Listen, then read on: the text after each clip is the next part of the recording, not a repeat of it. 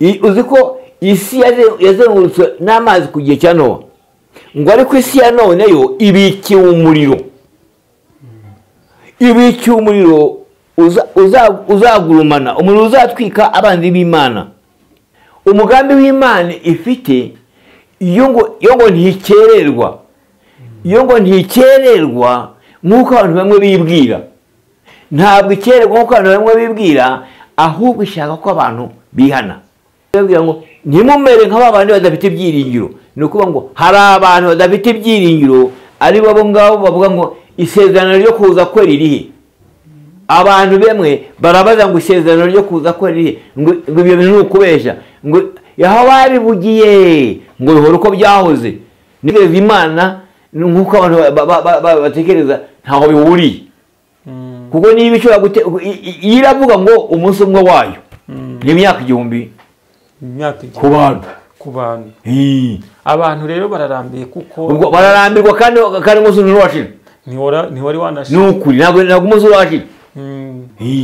Abandi bantu rero bakavuga bati akabyara, abandi bazi ko agakiza ari uko umuntu aba yarize. Nta muntu wiga agakiza.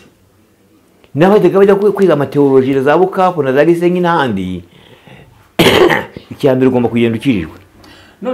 Noneho rero ubwo impanda nivuga, urebye hari impanda yo ku giti, impanda y'umuntu ku giti cye, hari n'impanda y'imeruka. Ubwo ni ugutegereza, ntabwo no kuvuga ngo urasubira inyuma ngo urabireka ngo wireka da. Ahubwo se ntiwarebera kuri Nowa, babandi bamufashije kubaka inkuge, ntibananiwe bakananirwa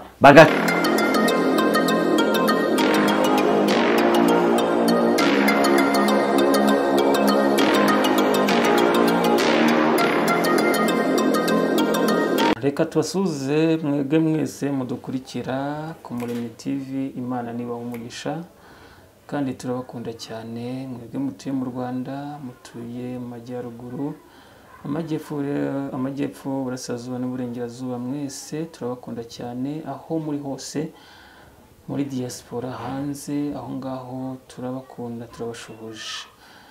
Kandi ni ukuri twishimiye kuba turi kumwe, kandi muri kubona ko turi mu bihe bikomeye cyane byo kwibuka ku nshuro ya 31 Jenoside yakorewe Abatutsi muri Mata 94. Reka mvunge ngo mwihangane, kandi Imana niyo hari, niyo itanga imbaraga kugira ngo dukomere, twibuke twiyubaka. Uyu mwanya rero turi kumwe n'umukozi w'Imana. Ubwo bwa mbere namwakira, mbese ni umuntu ukomeye ufite ubunararibonye. Twabanjije gutangira tuganira, muri ADPR afitemo experience nyinshi cyane, ariko mwarimu ubundi regional ryavuye he? Regional ryazanwa n'abarimu n'abapastori mu gihe cyahise. None rero bigaterwa nuko mbese babivuga ko mazemo igihe. Babivuga ati reka mazemo igihe cyane, twari abarimu 2. Wowe na nyina ndende? Oya, nyina n'ejo bundi. Mwarimu Enoki uramuzi? Ntabwo muzi. Atuye mu Kabuga, harahari. Ari mu Kabuga? Aracyariho? Ari ariho. Urebye niyo mbuga butumwa wa mbere naje mukurikiye. Ariko kubera abagiye baza nyuma bituma bangita regional bariya bose, niho byaturutse n'ahandi. Kuko wari umusiniya mu bwarimu. None se kuki atakugize pasiteri kandi yari umazemo igihe wowe? Bamwe bakaza bakaba pasiteri kandi bari kwinjiramo ku kanya. Ibyo ntabwo wabimenya, ni ibintu umuntu atakurikira, ntabwo wabimenya. Cyane ko n'ababayeho n'abana bayeho mbona nabo batakirimo, ariko mbese ni ukuvuga ngo se wagisobanura uti. Ushobora gusobanura bikaba atari ngombwa kugira ngo bisobanure.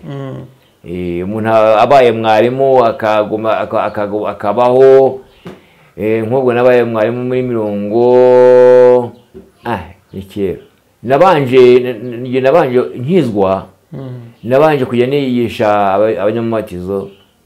Umwarimu wari uhari usiye ko yaje kuba umukuru w'itorero arabama nkajya mbigisha ku wa gatatu, bigeza biza ku wa gatandatu nkajya nigisha abakozi abakozi bakora ahandi, najyaga mbigisha ku wa gatandatu. Ubwo mwarimu rero akigisha abo ku wa gatatu. Nuko kugenda mbigisha bagenda babatizwa cyane cyane ni nabo bagiye bangita regional buriya. Kuko nigisha abarimu nigisha babaye abarimu baba n'abapastori. Wowe ukiri mwarimu ubwo umuntu yanakwibaza baba n'abaregional ahubwo haje kuzamo n'abaregional. None umuntu yakwibaza nta n'umuntu utagira icyo kibazo. Warabigishije ni nk'uko mwarimu yigisha minisitiri cyane akigisha abadogiteri akiri mwarimu. Menya ari umurage w'abarimu hari. Menya ari umurage w'abarimu. None se mwarimu, none iyo urebye muri ADPR umuhamagaro n'ugikora cyangwa hari ikindi gikurikirwa kugira ngo ube mwarimu cyangwa ube pasiteri cyangwa ube nk'umuyobozi wa ADPR? Ubundi mbere twari tuzi ko ari imihamagaro. Muri make mbere bakurikizaga umuhamagaro bashingiye kuki? Bashingiye ku muhati umuntu babona afite, bashingiye ku muntu babona ashobora kuhagarara imbere y'abantu akavuga ubutumwa, abantu bakihana bagakizwa. Nibyo abantu bashingiragaho. Kandi uwo muntu akaba atari intarenganye. Ni bamwe bajya abandi bakabaha bakajya, mbese umuntu uhagarara hamwe. Bikigiye bamugiraga mwarimu.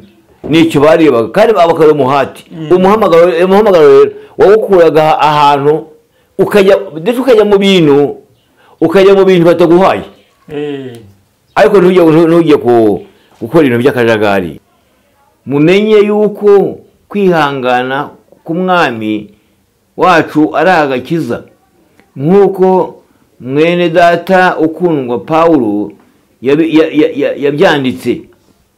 yabyandikiye abwirijwe n'ubwenge yahawe, ndetse no ku nzandiko ze zose yarabivuze.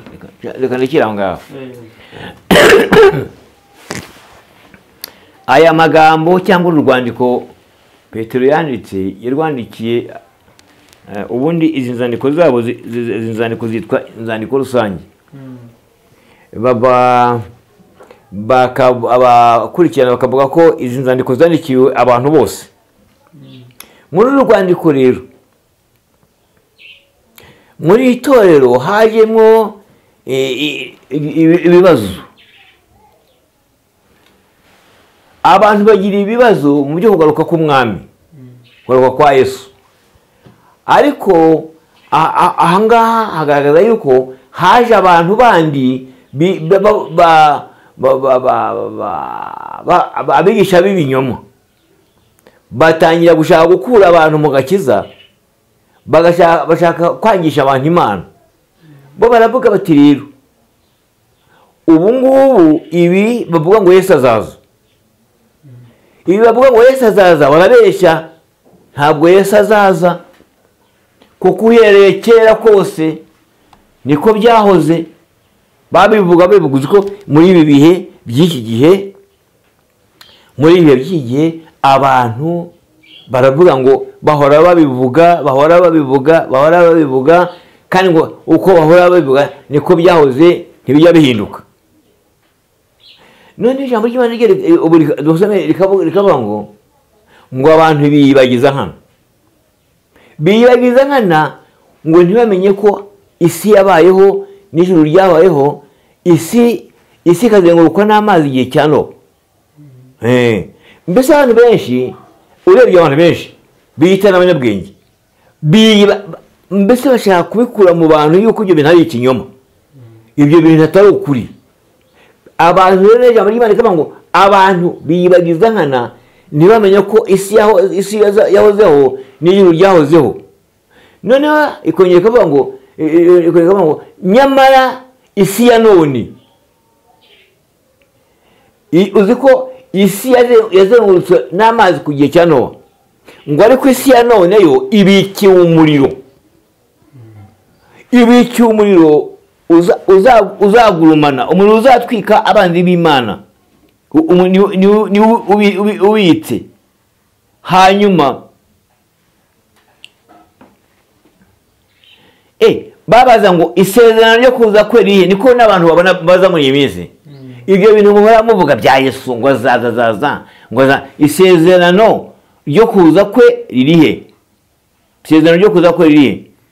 Noneho haza ijambo rivuga ngo biyibagiza nkana. Mbese abantu kugeza ubu biyibagiza nkana. Cyokora wenda abo umuntu atarenganye ni abantu batigeze bamenye iby'Imana n'ibiki byose, bakebera mu bintu nk'ibyo byose n'ibindi, wenda nk'ibyo kuraguza n'ibindi yo gutekera, akaba aribyo bagira Imana yabyo. Ariko ubundi ijambo ry'Imana riravuga ngo abantu bibagiza nkana, bagashaka kwerekana ko nta ngaruka izaba ku bantu badakije, abantu b'abapagane, abantu batazi Imana, abantu bateganya n'Imana, bigashaka kwerekana yuko abo bantu batazi Imana. Abo bantu rero bibagiza nkana, kandi namenye ko nyine ariko abantu ngo bibagiza nkana, kandi Imana ifite umugambi w'Imana ifite, iyo ngo ntikererwa, nk'uko abantu bamwe bibwira. Ntabwo ikererwa nk'uko abantu bamwe bibwira, ahubwo ishaka ko abantu bihana, bakamenya ukuri, bagakizwa, bakihana ibyaha. Niki Imana ishaka. Ntabwo Imana ari uko yatinze, ntabwo Imana ari uko byayiyobeye, ntabwo ari Imana ari uko idashaka ko ibihe birangira, ahubwo irategereza. Imana ishimwe. Ahubwo irategereza kugira ngo abantu babanze bihane, kuko umunsi umwe ku Mana ni imyaka igihumbi. Umwaka igihumbi ni umunsi umwe ku Mana. Imana rero itegereza kugira ngo abantu bihane. Noneho rero abantu bakareba yuko ngo itegereje intuza, ngo nk'uko yategereje, dutegereje isi nshya n'ijuru rishya, ibyo gukiranuka kuzavamo. Nuko bakundwa, ijambo rimwe ntirikabisobe yuko ku mwami Imana ari umunsi umwe, ariko imyaka igihumbi n'imyaka igihumbi ari umunsi umwe. Umwami Imana ntitinza isezerano ryayo nk'uko bamwe batekereza, niko abantu batekereza yuko iritinza, ahubwo kubw'imbabazi zayo ishaka ko abantu bose bihana, ishaka ko abantu bihana. Noneho wajya ku murongo wa 13 akatubwira ngo kandi nk'uko yasezeranije, dutegereje ijuru rishya n'isi nshya, ibyo gukiranuka kuzavamo. Ni ukuvuga ngo abantu bazi Imana, bayimenye, bo bategereje ijuru rishya n'isi nshya, ibyo gukiranuka kuzavamo. Abantu barirengagiza, abantu mu isi barirengagiza iby'Imana, ntazi, bamwe usanga batazi n'ibyo ari byo. Ariko bagomba kumenya yuko Imana kubw'imbabazi zayo ntabwo itinze isezerano, ntabwo yirengagije, ntabwo yibagiwe, ahubwo itegereje ko abantu bose bihana. Naho kumva ko itinze isezerano ryayo ntabwo ari byo, ahubwo ni ukwihangana, ahubwo itwihanganira idashidikanya ko itwihanganira idashaka ko hagira n'umwe urimbuka, ahubwo ushaka ko bose bihana. Niki Imana itegereje. Ntabwo ari uko isezerano ryayo ryahagaze, nta nubwo kandi bishaka kuvuga ngo abantu babivuga gutyo bikazarangira gutyo. Bibiliya siko ivuga. Bibiliya ivuga ngo biyibagiza nkana. biyibagiza nkana. Ijambo kwiyibagiza, abantu bariyibagiza, ariko Bibiliya yo ivuga ngo biyibagiza nkana yuko ijuru n'isi bya kera byariho, hanyuma isi ikari gukora n'amazi ku munsi wa none, ariko ijuru rya none ryo ribikiye umuriro w'umuriro uzatera ugatwika abatubaha Imana. Ijuru rya none ryo, iyi si turiho, iyi si tugenderaho, iyi si tubamo, dukoramo ibirori, dukoramo n'ibindi bintu bindi byinshi, yibikiwe umuriro uzatwika abanzi b'Imana. Imana idufashe kandi Imana itugire neza. Naho ibyo ababigisha bo baraje babwira abantu yuko uhereye kera kose ariko bihora, niko bihora. Mbese bashaka kwereka abayoboye cyangwa bashaka kwerekana abakristo yuko ibyo bumvishe ari ukubabeshya.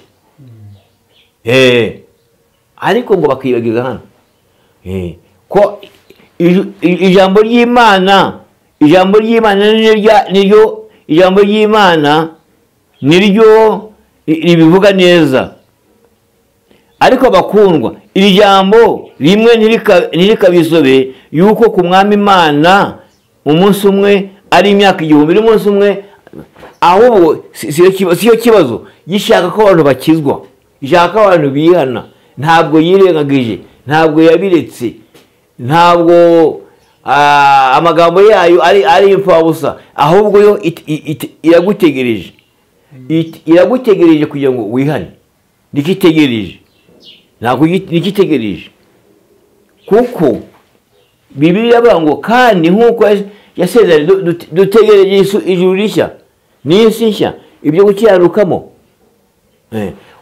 Umugaragu w'Imana, umukozi w'Imana Pawulo yandikiye itorero ry'i Tesaloniki, naryo ryahuye n'ibibazo nk'ibyo. Pawulo yageze i Tesaloniki, ahageze ahabwa ubutumwa, abantu baho barihana, bihannye, abantu baho ngo baramwirukana. Bamaze kumwirukana aragiye. Ubwo Pawulo arigendeye. Mu gihe gikurikiyeho atumaho Timoteyo ageze i Tesaloniki, asanga hari abigisha b'ibinyoma ngo bahaje, batangira kubwira abantu bati Pawulo yababwiye ko abantu bazajya mu ijuru, none abantu bari gupfa, ubwo hazajya mu ijuru abahe? Kuko yayigisha inyigisho avuga ati, abwira ko abantu ko bazajya mu ijuru, ariko abandi bantu baravuga ati yababwiye yuko muzajya mu ijuru, none abantu banyu bari gupfa. Ubwo abantu bari gupfa bazajya mu ijuru, ubwo bazajya mu ijuru abahe? Ubwo nta bashigiye mu ijuru kuko bari gupfa.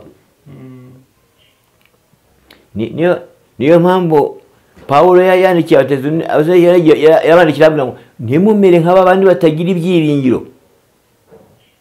Yesu ubwo yapfuye akazuka, Imana izazana na Yesu abasinziriye muri we. Abasinziriye muri izazana na Yesu abantu basinziriye muri we. Hanyuma ngo kandi nagaruka, naramuka agarutse, Bibiliya ivuga ngo iki? Bibiliya ivuga ngo reka masome Abatesaloniki ibice ni ibice 4. Abatesaloniki ba mbere ibice 4. Wavuga ngo iki umurongo waho wa 18.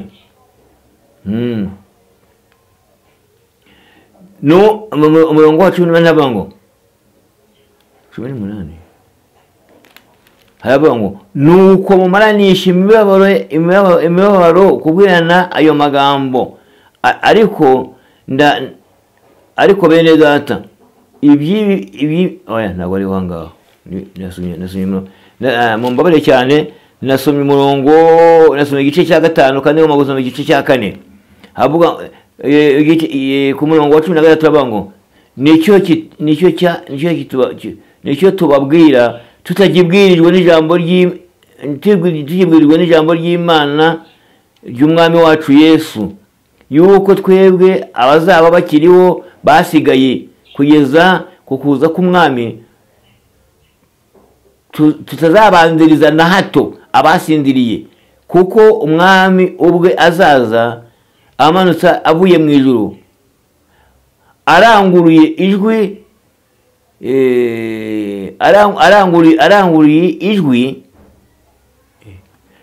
aranguruye ijwi rirenga hamwe n'ijwi ry'impanda ikomeye y'imperuka y'Imana, nuko abapfiye muri Kristo Yesu bazabanza kuzuka, maze natwe abazaba bakiriho.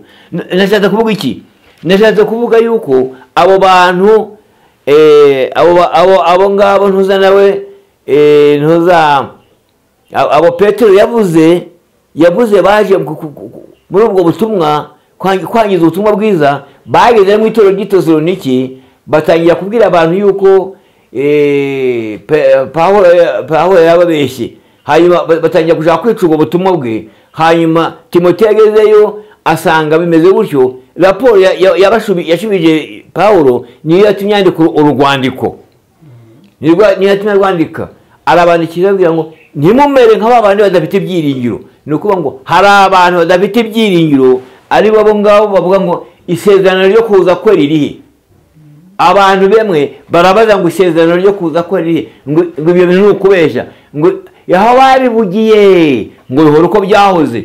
Niko uriya mugabo bamuvuze ngo uko bihora, ngo bihora uko byahoze. Kandi abantu benshi niko bavuga, abantu benshi bamwe baratekereza gutyo. Ntabwo ariko bimeze, ntabwo bihora uko byahoze, ahubwo Imana itegereza kugira ngo nawe utarihana wihane. Imana idufashe kandi Imana itugire neza. Imana itegereje. Hari abantu benshi bashaka bacitse intege, bananiwe, bavuye muri urugendo, byabayobeye, bayobye, bareka ubwami bw'Imana. Ariko icyo cyavuga ngo ntabwo Imana bitinza, ntabwo Imana itinza isezerano ryayo, aho witegereza ko abantu bayigarukira. Irashaka ko abantu bayigarukira, ntabwo itinza isezerano ryayo, ahubwo irashaka ko abantu bayigarukira. Irashaka ko abantu bayigarukira, kuko mu mibare Imana ibara yuko umunsi umwe ari imyaka 1000, n'imyaka 1000 ari umunsi umwe ku Mana. Urumva rero niba Imana ibara gutyo, iragira ngo irebe ko wakwibwira, iragira ngo irebe ko wakwibwiriza, iragira ngo irebe ko wakwakira agakiza, iragira ngo irebe ko wakizwa. Ese urashaka kwakira agakiza umunsi wa none? Imana igufashe, Imana ikugire neza. Hari abantu benshi basubiye inyuma, bananiwe, banamuwe n'ibihe. Nta kunamurwa n'ibihe, ntabwo ibihe byacu kuramura umuntu ngo umuntu anamuke mu bihe, anamuke yuko byabaye gutya, anamuke yuko byagenze gutya. Agakiza uragakomeza, ugakomeza mu nabi, mu neza, ariko agakiza ni ikintu ufumbatiza ugakomeza. Abarundi baravuze ngo no kugumya, kuko agumamo, ntuhindurwe n'igihe. Ntihaduke abantu ngo abantu baze ngo bakubwira ngo ibyo ni ukubeshya, ngo ibyo nta juru, ngo ibyo nta kugaruka kwa Yesu, ibyo ni ukubeshya, ngo babigire birebire ubyemere. Hoya, ntabwo ubyemere, kuko umwami wacu ntabwo atinza isezerano nk'uko bamwe bibwira. Ntabwo aritinza, ahubwo itegereza ko abantu bihana. Kubera urukundo rwayo yo itegereza ko abantu bihana. Utumbishe ubutumwa bw'abanyabinyoma, bakabaza ngo isezerano ryo kuza kwe ririhe, ngo uko babivuga byose ngo niko byahoze, ariko isezerano ryo kuza kwe rirahari. Kuko Bibiliya iravuga ngo dutegereje ijuru rishya n'isi nshya, ibyo gukiranuka kuzavamo. Ahubwo bisaba kugira ngo abantu bakiranuke, ahubwo abantu bakiranuke bategereze Yesu, ariko bakiranutse. Ariko ntabwo umuntu yaza kukubwira ngo ngo niko ntabwo ariko bihora ntabwo ariko byahoze.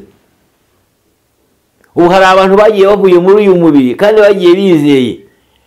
Abo umwami naza rero niwe Bibiliya ivuga ngo maze abasinziye muri we nibo bazabanza gukanguka. Niko yabwiye Abatesaloniki. Pawulo niko yabwiye Abatesaloniki. Ahubwo abasinziye nibo bazabanza gukanguka. Nta muntu ushobora guturuka inyongo kugira ngo uko babivuga niko byahoze ntibihinduka, niko bibaho ntabwo bihinduka. Ariko Imana ntitinda isezerano nk'uko abantu bamwe babyibwira. Yewe umuntu wacitse intege umenye ngo Imana ntitinda isezerano. Yewe umuntu wacitse intege irinda abantu bakubwira yuko ariko byahoze. Kandi Imana idatinda isezerano ryayo nk'uko abantu babibwira. Aho gushaka ko abantu bose bihana bakamenya ukuri. Umwe ngo imyaka 1000 urimo ko ni ibintu by'Imana. Iyo rero uwo munsi umwe nturarangira nawo imyaka 1000 urumva hazaba havutse abantu benshi cyane bamwe baranapfuye. Ubwo urumva ko n'umunsi umwe utararangira, n'umunsi umwe utari warangira, ubwo nturarangira, hazaba harapfuye benshi kuko umunsi umwe ari imyaka 1000 uwo munsi umwe nturarangira. Reka mu myaka ubwo nukuvuga ngo n'ubu ngo ntabwo yarangiye hamaze kurangira iminsi ngaho. Uyu munsi nturarangira. Umunsi we nturarangira kuko ku munsi umwami Imana wayo imyaka 1000 n'umunsi umwe. N'umunsi umwe. Ngo kuri yo kuko turi muri Bibiliya. Ubu wenda tugeze nka saa 7. Kuya umunsi ushire.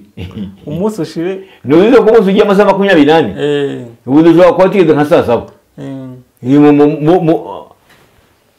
Mu by'Imana. Ubu tugeze nka saa 7. Ntabwo umunsi urashira. Ntabwo ari washira. Ubu wenda bizongera kuba nka saa 8 wenda umwaka utaha. Cyangwa uzakurikiraho. Ubwo bishatse kuvuga ngo mu myaka 1000 ku Mana n'umunsi umwe. N'umunsi umwe. Ubwo tuvuge ko nta n'umuntu ugira imyaka 1000 akiriho.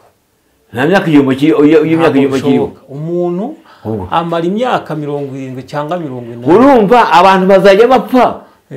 Bazajya bapfa abandi bavuke. Ariko wa munsi Imana uragera utari wagera. Ubwo nubundi ko niba Imana yarateganyije ko ari umunsi, niba kuri yo ari umunsi umwe mu myaka 1000, ubwo mu minsi 100 ishobora no kuba mu minsi 100. Ubwo ni mbese irakwereka aho gutegereza kwayo. Gutegereza kwayo n'imibare y'abana mu bantu aho bihuriye. Gutegereza Imana nk'uko abantu batekereza ntaho bihuriye. Kuko niba ishobora iravuga ngo umunsi umwe wayo ni imyaka 1000 ku bantu. Abantu rero bararambiye kuko ubwo bararambirwa kandi umunsi nturashira. Ntiwari wanashira. Nukuri ntabwo umunsi urashira. Ubu tugeze nka saa 7 n'urujya ariko cyangwa saa 6 amanye kurambirwa. Bamaze kurambirwa kubera birambirwa. Barategereje birambirwa ko n'Imana nayo yabategereje. Itegereje ko bihana. Ahubwo ni bakora iki? Ariko birambirwa. Birambirwa bategereze rwose. Birambirwa. Cyangwa ngo bacike intege cyangwa banamutswe n'ibintu byose biza. Be gucika intege. Kuko abantu bashaka gucika intege kandi igihe kigeze. Imana dufashe kandi Imana tugene. Yaho kandi n'ikindi abantu bagomba guhora biteguye. Yego.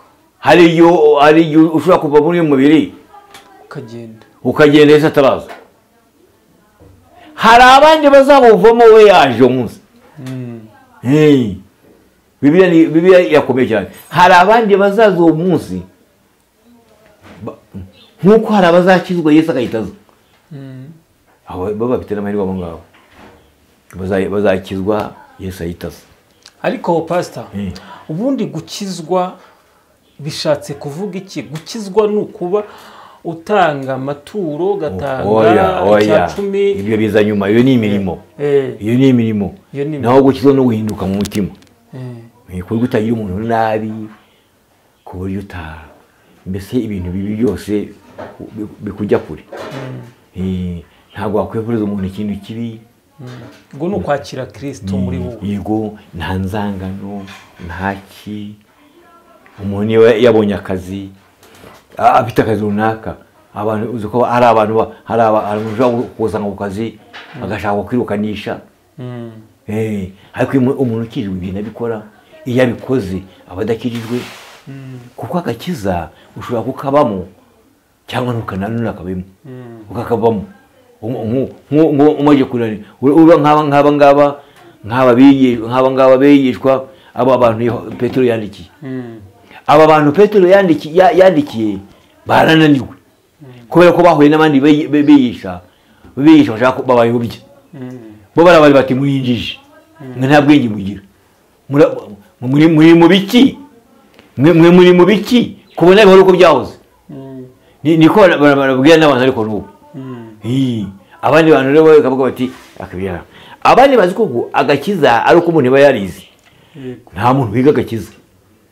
N'abateka bajya kwiga amateoloji za Bukavu na za Gisenyi n'ahandi, icyambere ugomba kugenda ukirijwe. None umuntu ashobora kuzajya mu ijuru nta mirimo afite? Ni uguhagarara gutyo nyine. Hagarara gute? Ni uguhagarara gutyo, nta mirimo nyine, nta mirimo. Nta mirimo niba afite ashobora kujya mu ijuru. Bibiliya ivuga ngo uwo nguwo ameze nk'umushumu ukuye mu muriro. Mushumi? Ngo ameze nk'umushumu ukuye mu muriro. Ko nta mirimo azaba afite. Ubwo bishatse kuvuga ko umuntu ntabwo ari imirimo itegetswe n'amategeko kugira ngo umuntu ajye mu ijuru. Oya, nta mirimo imirimo uvuga itegetswe n'amategeko ni yembeze. Imirimo ushaka kuvuga itegetswe n'amategeko ni iyi.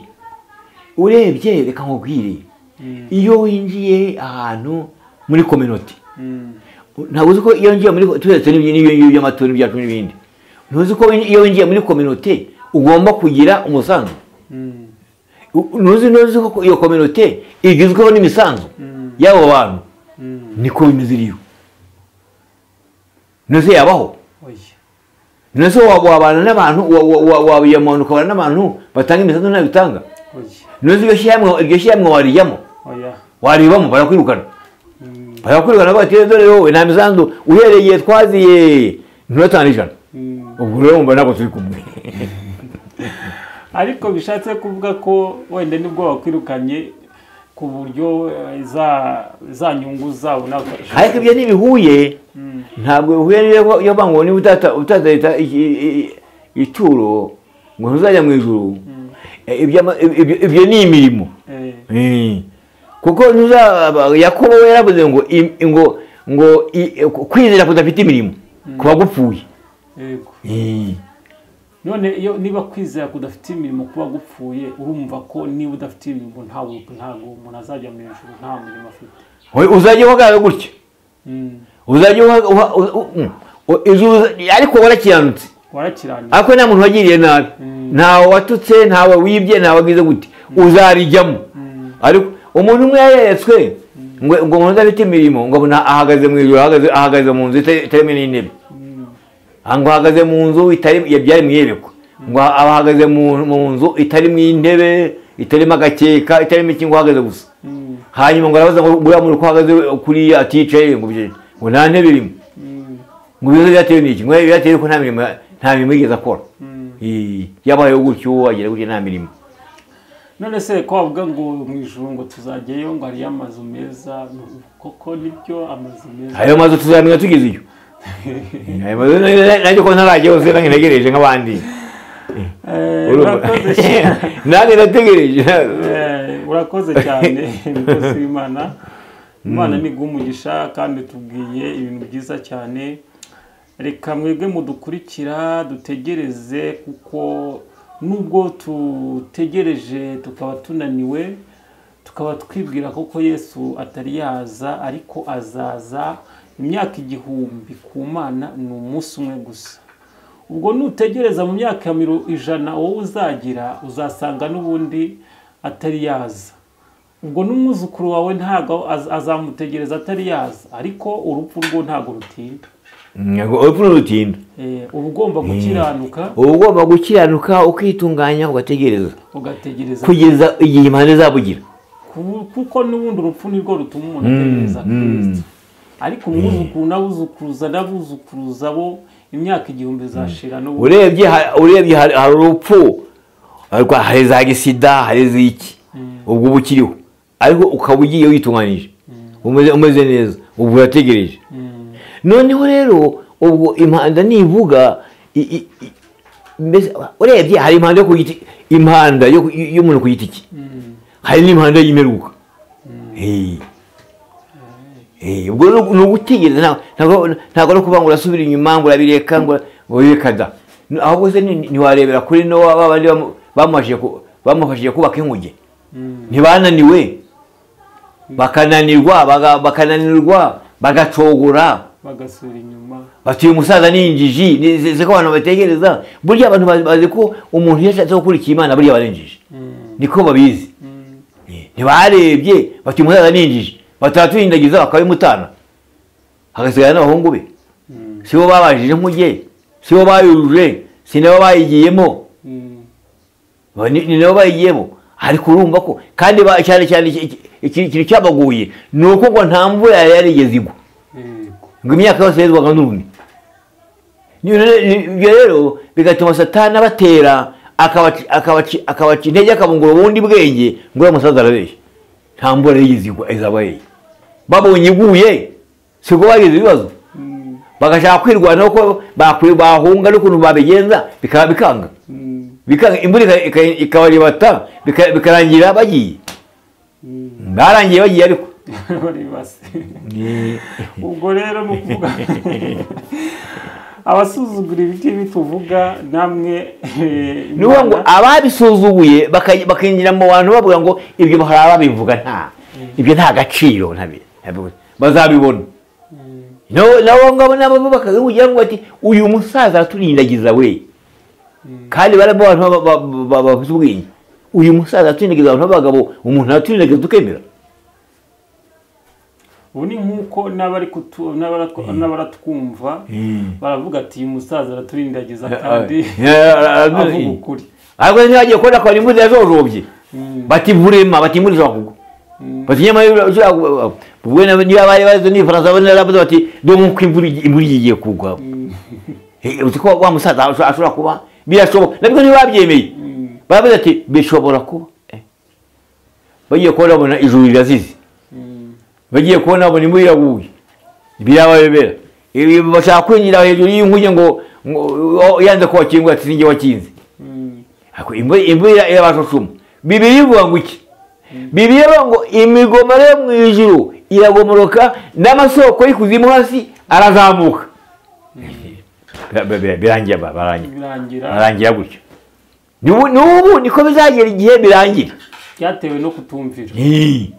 N'ubu bizagera igihe birangiye abita abanyabwenge ngo bari abahanga ngo biyanywa ngo ngo ni ibintu by'injiji, ngo ni ibintu by'abantu dore ko bagetseho n'ibintu byo kwiga ngo ni ibintu by'injiji ngo zitize biriya.